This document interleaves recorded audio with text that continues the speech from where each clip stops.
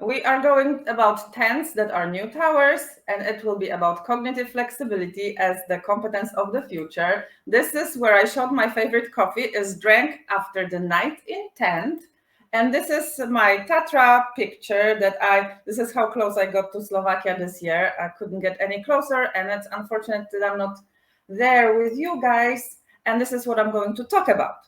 So first part will be what's in our brains. Second will be what's in our mind as leaders. And then we will be talking about approach to the team building. So that's what I said so far. And let's go and start from this very complicated part that could sound a little bit overwhelming to you, but those are basics. So let's start from the very, very basic thing is our neuro cells. What is going on there, and what happens that we have strong feelings, strong emotions, or strong eruptions like a volcano sometimes? It's because there is a signal, right, passing through the cells, and there are some helpers for this signal to get stronger, to emphasize that. Those are called neurotransmitters, and they are very often called as chemical messengers. And why I decided to start with it? It's because they actually create some patterns in our thinking, and they actually very often create the cognitive approach that we have. They build what we think, they build what we learn and how we learn it, and they also build how we react to a situation. So let's talk about this law, how we perform the best. So there is some stress, and some stress, I want you to think about the input that that happens to us while we are on our everyday basis, like we are on work. So there is some optimal level of stress, and the higher it gets, we better perform up to one certain point. If we get any farther, our performance gets worse. But how can we avoid stress at work if we are testers and code freeze is getting closer and release is this close and we cannot get out of those reports, and we still see some little bugs, and we need to decide if actually the application is ready to go.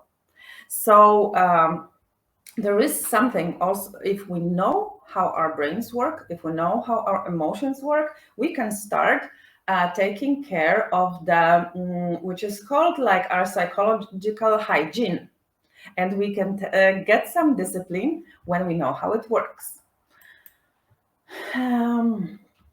What actually people want to know about our brains is they want to know how it affects us. And I want to tell you one thing, it is very complicated and it's not discovered yet.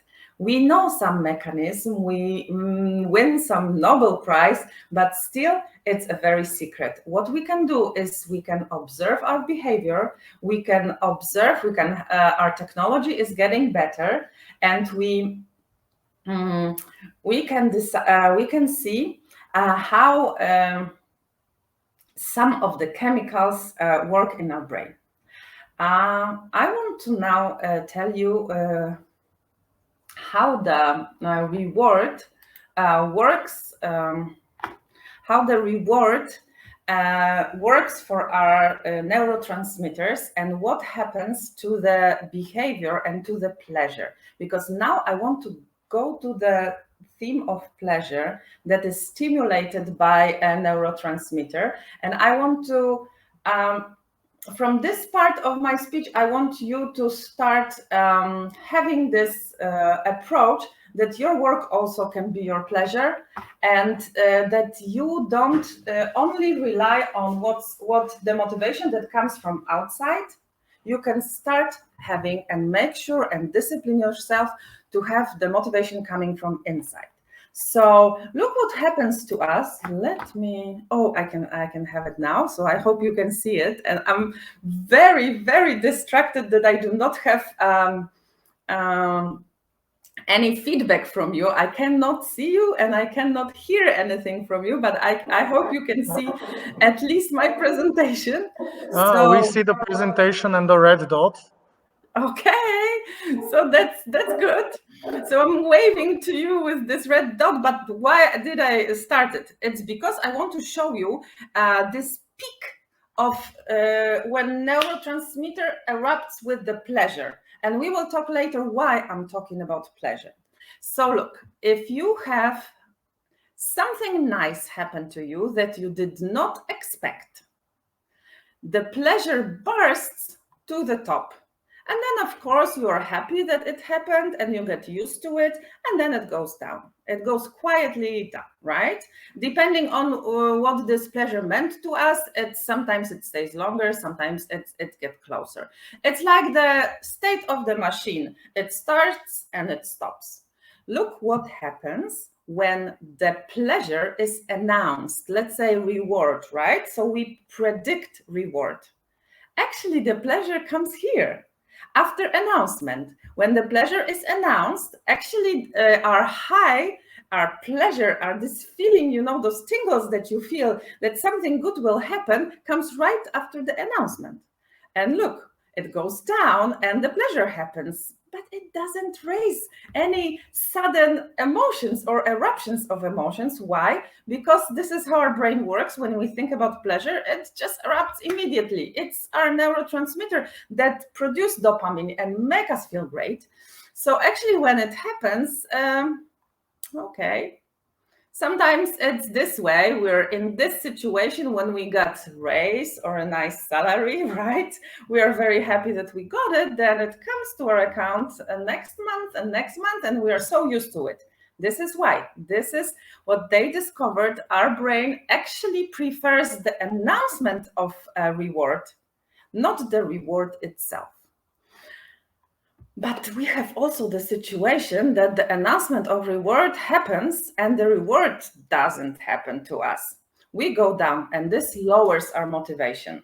So we need to be careful, and we need to know how it works. We need to be aware of that fact. And now I want to add some more information about the pleasure, because why are we talking about pleasure?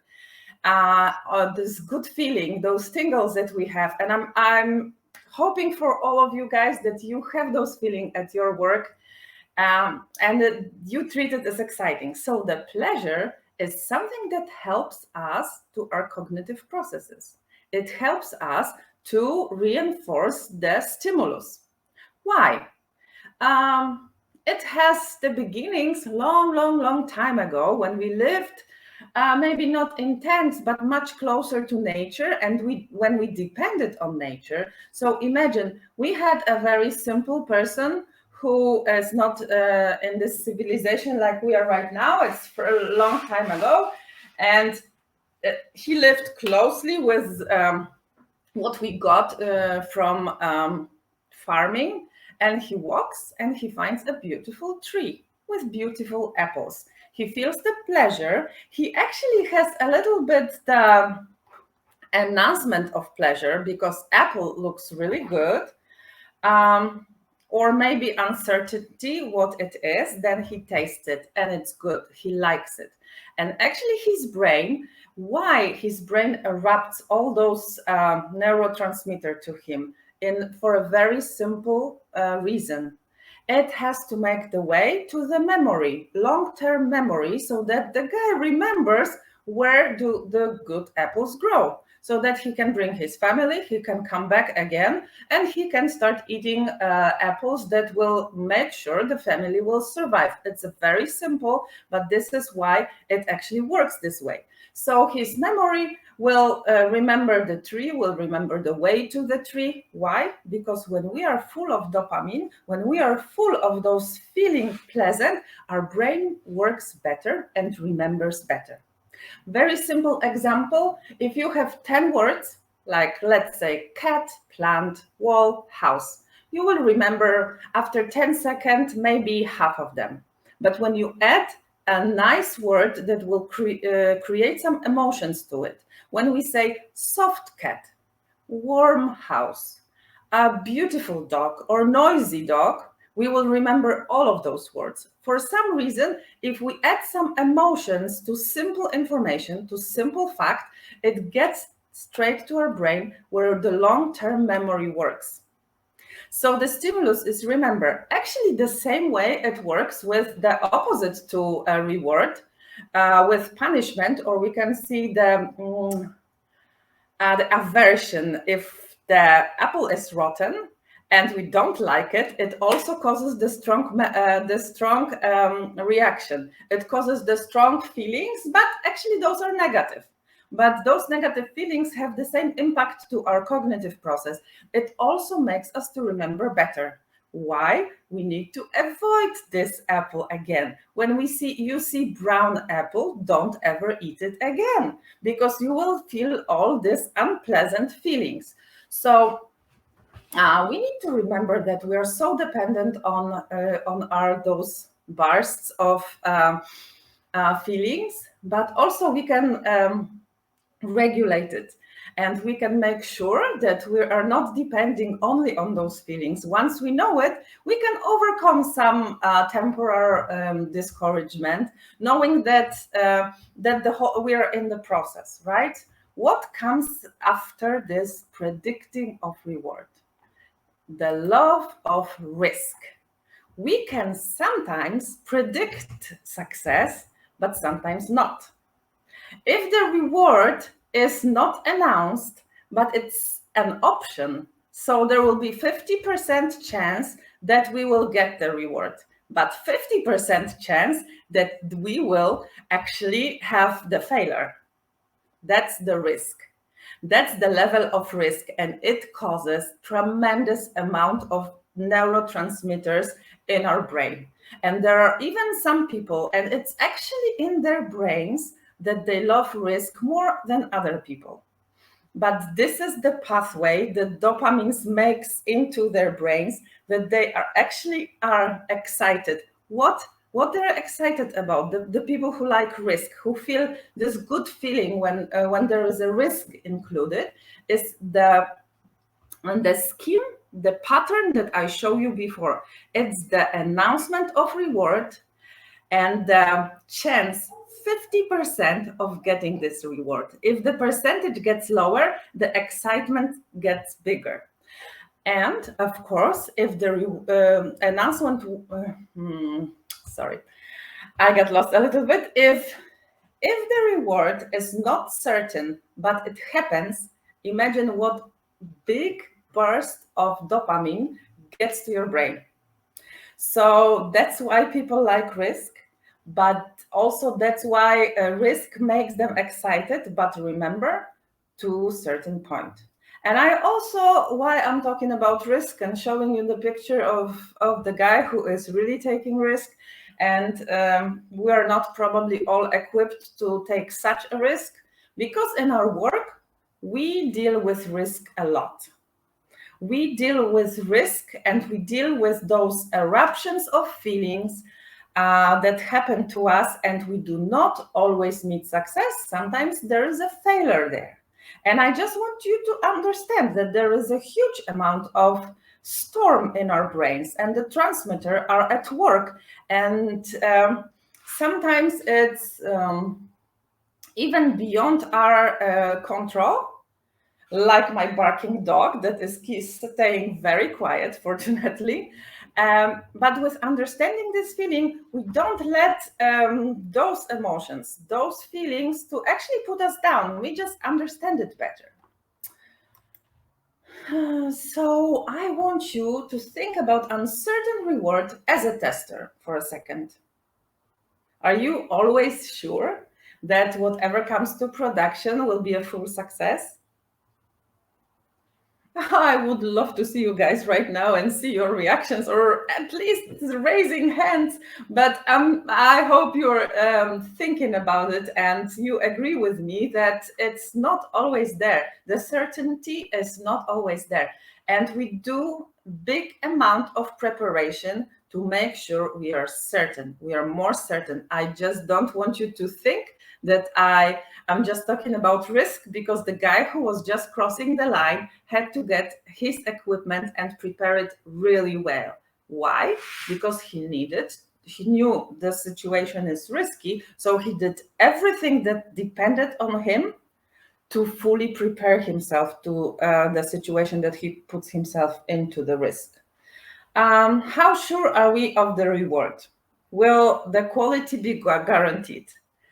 We don't have, nobody gives us this certainty, especially if we are the leaders and if we are the people who decide what the process of quality assurance will be looking like in our company. So now we're moving to section number 2, the leader's responsibility. Because what we have as workers, sometimes it's we can depend on others' work. We can, like the guy on the line, I don't know if he installed this line himself. Maybe he had professionals who did it and he trusted them. This is how the members of the team work. They have professionals who prepare test plans and they execute tests, or maybe they have someone who already created some packages of testing and it's already there for him to execute. And the risk is spread to other people. Still, the risk for your own job is staying with you. But the leader is going a step farther. The leader is the one who needs to install the line and who is actually will be crossing the line with his team together to make sure not only he will get to the other side, but his team too. So the leader's situation starts at the point, and those of you who are leaders in your team, I want you to think about the day you were told that you will be a leader. That company actually recognized your competences to become a leader. Did it fall on you? Like something is falling on my head and I say, okay, I'm taking it? Or you took it actively as a challenge? You took it, you took the leadership as a next step of your career. Sometimes it just falls on our heads. You are the oldest in a team. You work here for 3 years and everybody else is new, so you will be the one responsible. I don't know what kind of teams are you, if you have quality teams or you have Scrum teams, but probably some of you had the mixture of those two reasons that you became leaders. Someone recognized some personality in you. Someone maybe recognize your competence, your experience, and then came to you with the message, how about if you start a new role? And whatever happened in your brain, it was probably something a little bit like announcing reward, because something, something new is going on, and announcing that something nice can happen to you. So you got probably this dopamine burst at the first place, and I don't know if it happened or not, so if your motivation went up or down, but at least now you won't be the victim of those chemistry going on in your brain, because you will be more aware of that fact. So what's next? You going beyond making the risk for your own work. Now you are dealing with your own weaknesses, and you take a new responsibility, and nobody gives you assurance that the consequences of your decision will be success. You are a little bit like this line walker, and you are responsible to your team. You need to be responsible for how you actually announce a new project, how you pass information from management. You have the responsibilities from both sides.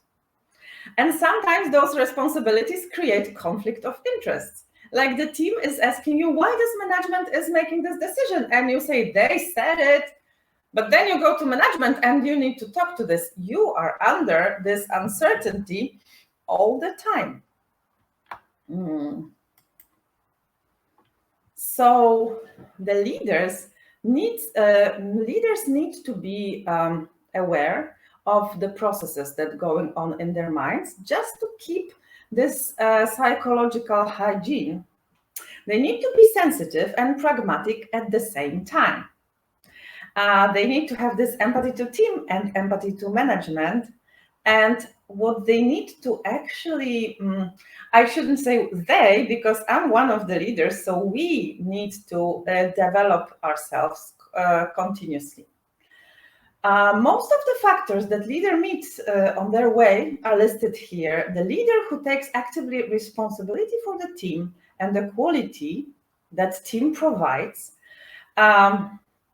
is the one who continuously develops, who learns little things. Sometimes you say, okay, neurotransmitters, I don't need this knowledge. But you know what? It builds the competence of you. It builds, it gives, it adds to your competences just to become a better leader, to have more empathy, to have more control over your own reaction, or at least if you have bursts of reactions, you understand them better, and you know how they become there. So it wouldn't be fair if we didn't mention this part of the risks, because we know nobody promised us our leadership will be the only the river of success. So here are the 4 points that actually leaders need to struggle with, and it's just that if you struggle with that, you're not the only one. This is majority of leaders' problem. Asymmetric relationships. This is interesting because normally you go to the beer with your team and they talk about everything. And then you become a leader and you still go for a beer with the team. But one day you discovered they went there themselves. They did not invite you. Maybe they had some topics, maybe they forgot to invite you. Whatever the reason, you just need to get over with it that sometimes the team and the leader have their own events. It's good that you usually spend time together, but it's not only going out to the city, because maybe you spend so much time with them that they take you as a part of the team. But they won't tell you everything. They used to tell you everything. Now they have some ideas that discuss themselves. Or maybe they will tell you everything because you are friends and you've been together for many years, but they will actually choose the correct words. They know actually, maybe sometimes their salary depends on your opinion on them, or your what you will say to management. So it will become asymmetric. It's impossible to keep them the same way as from the times before you became a leader.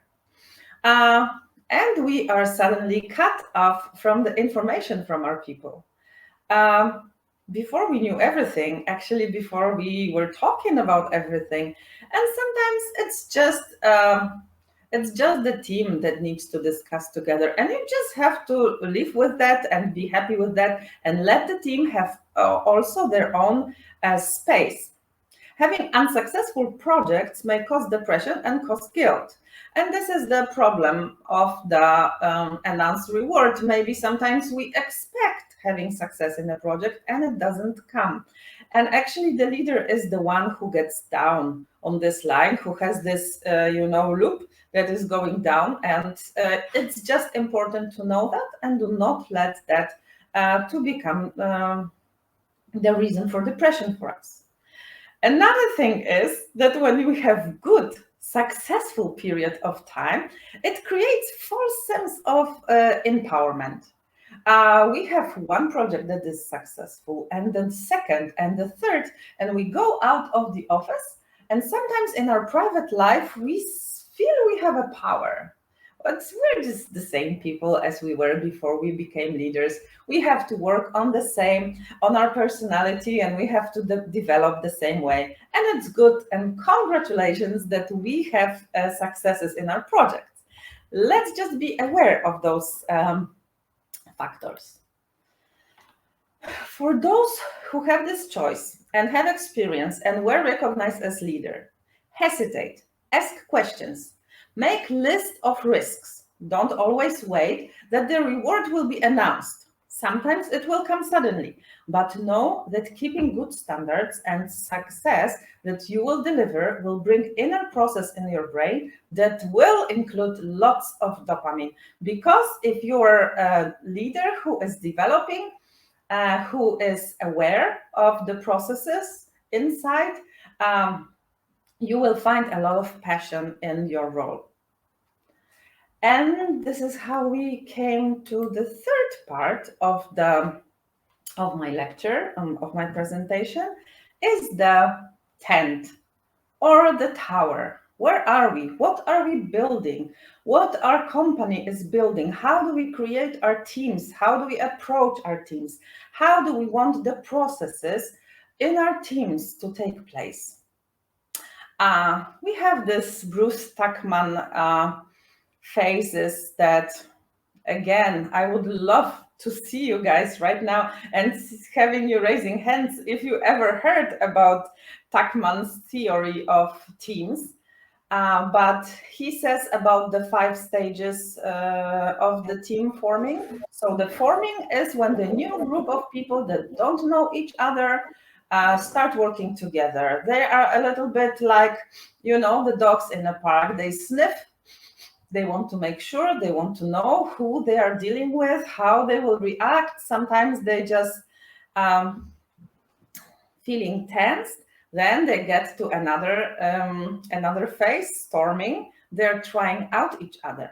They try to say something and see the reaction. Sometimes things are not very polite. Sometimes they're a little rude. It's the phase of storming.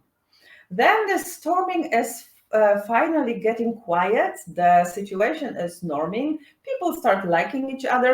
Even if they don't like some parts, they know it's just a work, so we can deal with it. We can work with it. So there is a normality getting into the team.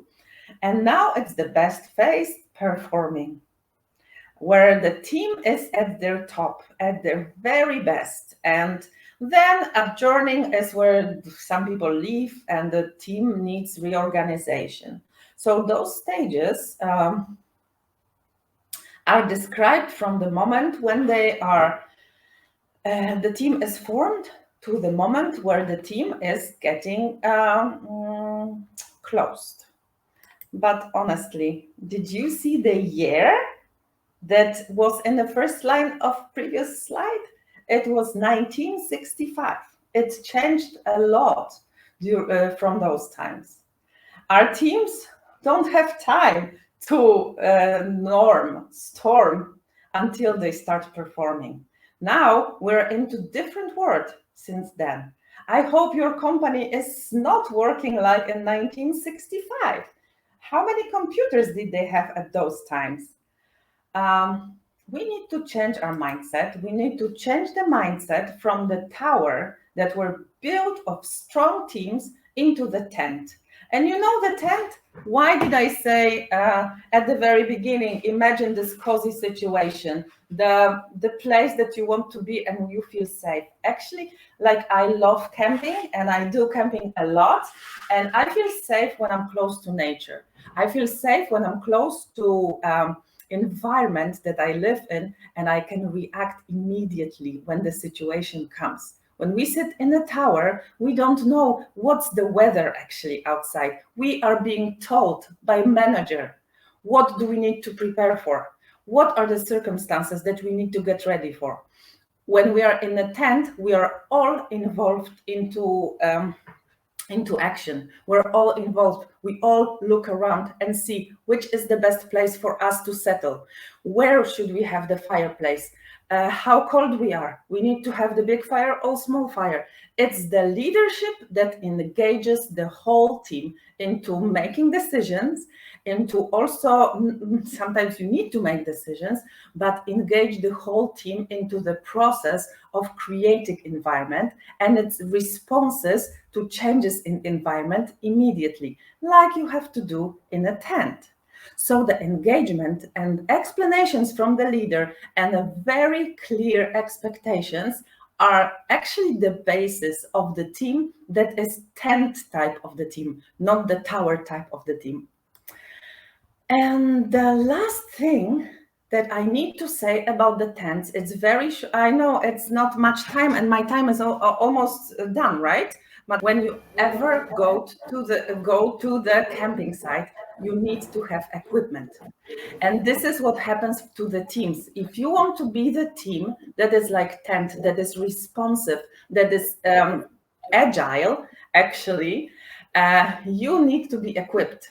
So this time of norming, storming, performing is already there for you. And you as an individual, you create the part of the team that is already mature and is ready for an action.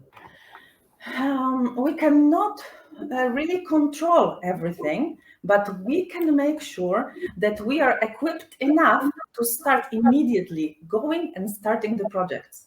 Go ahead, check your campsite and take a good care of the equipment you are bringing to your next camping site. And I'm very excited that getting equipment is attending to conferences like this, because this lets us enlarge whatever we have that will actually make us become better leaders, better testers, and having this input into our teams. Those are the books that I based on, or articles. They're all in Polish, but I translated the main things for you. But I cannot actually redirect you to those books if you don't know Polish. This is information about me. If you want to contact me, you are welcome, and thank you very much.